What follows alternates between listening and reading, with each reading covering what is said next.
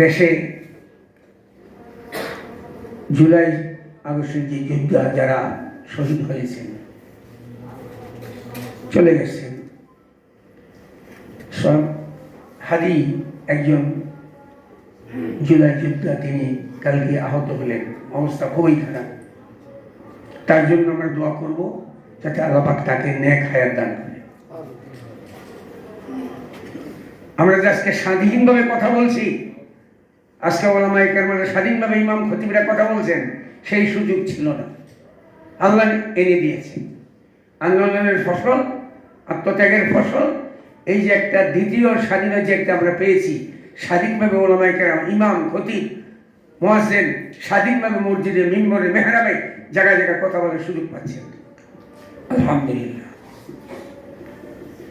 এই সংস্থার যে কতগুলি দফা আছে, সেই দফাগুলি বাস্তবায়নের জন্য ওনারা আমরা সবাই যাতে চেষ্টা করতে পারি। এই দফা যেহেতু এটা ইমামদের মর্যাদা, আজকে বাংলাদেশে ক্রিকেট খেলা, যে কোনো খেলায় 10 নম্বর হয়, 8 নম্বর হয়, তাদেরকে লাল গালিচার সম্বর্ধনা দেওয়া হয়। আজকে বাংলাদেশের হাফেজরা, হাফেজ কোরআনরা বিশ্বের 100, 150, 200 দেশের সাথে ফার্স্ট হচ্ছে, তাদেরকে লাল গালিচা দেওয়া হয় না। আজকে যারা গ্রেট ইমাম, জাতীয় মসজিদ ইমাম মানে কি গ্রেট লিডার, তাদেরকে সম্মান করা হয় না রাষ্ট্রীয় পর্যায়ে থেকে।